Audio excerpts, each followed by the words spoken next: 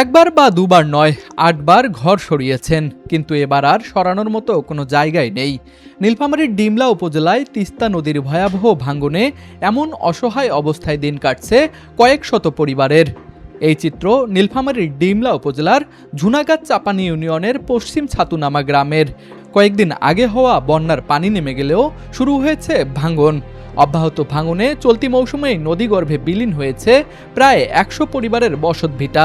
বর্তমানে কেউ শেষ সম্বলটুকু সরিয়ে নেওয়ার চেষ্টা করছেন, আবার কেউ নিরাপদ আশ্রয়ের খোঁজে ছেড়ে যাচ্ছেন বসতভিটা। নদী নালা ভাঙি যাচ্ছে বাবা, আমার দুয়ে তাবৎ ভাঙি যাচ্ছে বাবা রে, ভাঙি যাচ্ছে বাবা। ও বাবা, কায় টানে দেয় বাবা রে, কায় টানে দেয়, কায় টানে দেয় বাবা, নদী যাচ্ছে বাবা। এটা তো পুরোটাই গ্রাম আসলে সবলাই ভাঙি নদী এলাকা হয়ে গেল, কাজে কুদি পালাইছে, ঠিক নেই।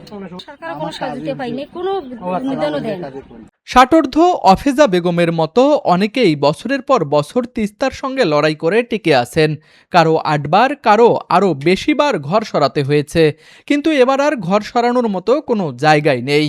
ভাঙনের আতঙ্কে অনেক পরিবার দিনের পর দিন চুলা জ্বালাতে পারেনি, শুকনো খাবারেই চলছে তাদের জীবন। দেখা দিয়েছে নিরাপদ পানি, খাদ্য ও চিকিৎসা সংকট।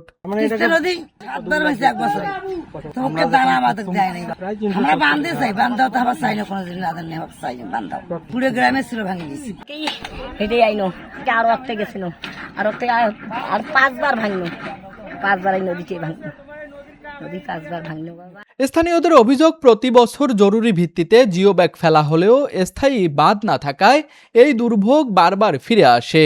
তাই অস্থায়ী সমাধান নয়, দ্রুত তিস্তা মহাপরিকল্পনা বাস্তবায়নের দাবি জানিয়েছেন তারা।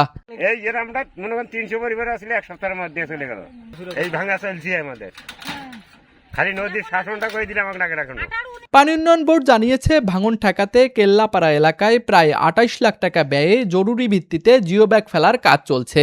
এদিকে উপজেলা প্রশাসনের দাবি, ক্ষতিগ্রস্ত পরিবারের মধ্যে শুকনো খাবার সহ প্রয়োজনীয় সহায়তা দেয়া হচ্ছে।